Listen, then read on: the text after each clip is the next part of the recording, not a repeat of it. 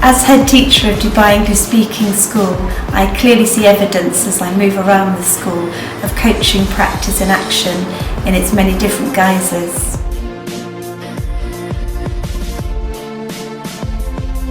The coaching journey at DES commenced in autumn 2012. It really started with a desire to improve teaching and learning, to really add more to the experience for children.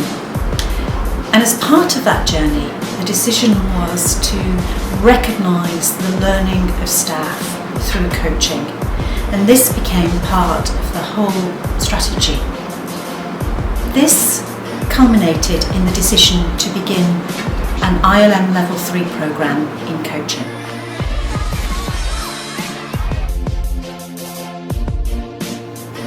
In my role as assistant head teacher, it's a role that I'm relatively new to, so coaching has had quite a big impact both on me personally in terms of how I ask myself questions to be able to find solutions to the new challenges that I've faced and the new sort of roles that I've taken on within that.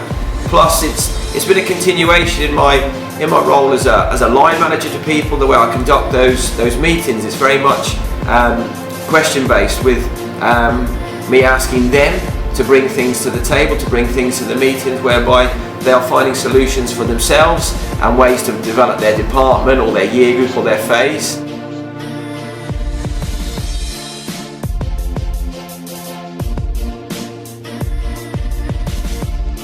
I started the coaching process in 2013. This led me to be really encouraged to enrol in the coaching programme towards my level 3, which is the peer coaching.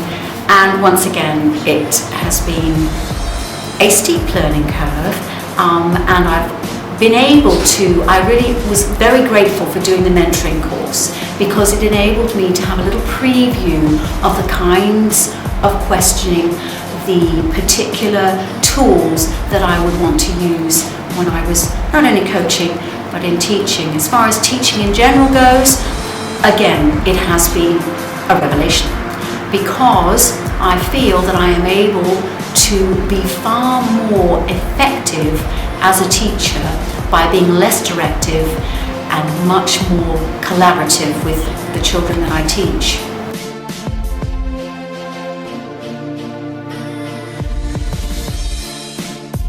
Back the line, back to catch, back the line. So in a minute we're going to I think within the school, the perception of coaching is beginning to change. People are feeling a little bit less threatened. I've got clients now who are quite openly saying, yeah, I don't mind people knowing that you're coaching me, that's going to be okay. It's not a secret. I'm quite proud of the fact that I'm being coached. I see it as like a line manager's meeting rather than trying to deal with a problem that I have. It's more to do with the challenge that I'm trying to meet and to try and resolve. In lessons, again, in PE, we tend to do that a lot anyway. You know, when you threw the ball like that, where did it go? What caused it to do that? What might have been a better way to pass the ball?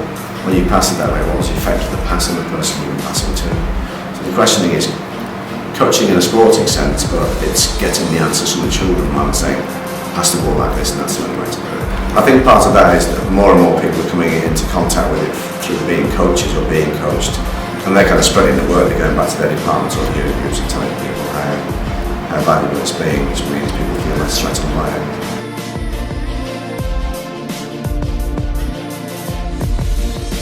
So in my role as class teacher, we used the rally coaching, which was one of the Kagan structures, to start thinking about target setting. What I've noticed was that the children had kind of strayed away from their targets after their initial really good effort with their target setting.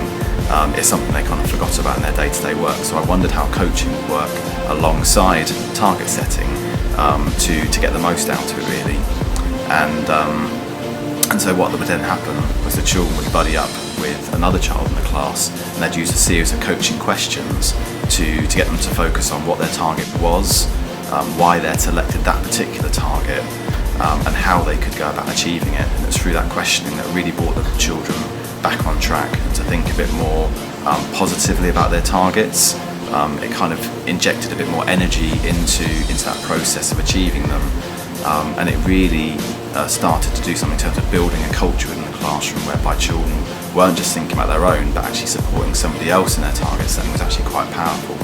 different use of coaching has been in the area of behaviour management. And with the children, actually with a small group of children in class, we've developed our own sort of coaching framework for talking about the day-to-day sort of behavioural issues. So if there's been a falling out, we'll use a set of coaching style questions to work through problem solving that problem, whereby we won't only talk about what's happened and make an apology, but we'll actually talk about what the best way to respond to that situation might be. So it might not always be an apology, it might be another course of action. And it really gets the children thinking a lot more deeply about what the consequences of their actions are when they do either misbehave or have a falling out, and how that affects not only themselves but also other children and even other adults as well in school.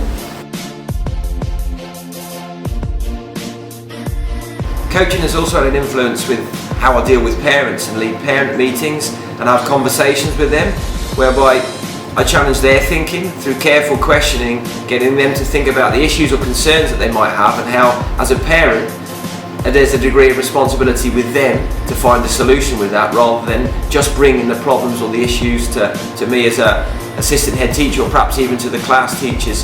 So I've used that in meetings to do with behavioural concerns or learning concerns, but also on a much bigger scale. For example, when I was asking questions regarding the home learning and where the parents' role in that, and when we're thinking about adapting and changing our policy, getting them to think about, well, who is it for? Is there any real benefit, and what's the point?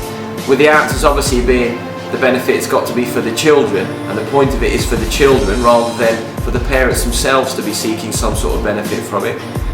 DES is a unique place. It's a wonderful environment, and as part of that wonder is the sheer openness to learning.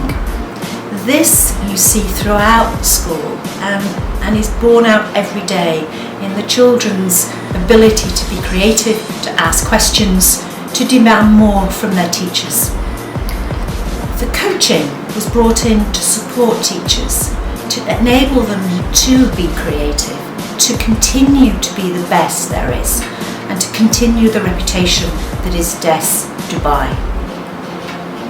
Since we started the coaching programme in 2012, staff have been exposed to a level of challenge about their own practice, to build their own skills and their own thinking and reflection about how they continue to improve to make DES and now DESC even better than it is.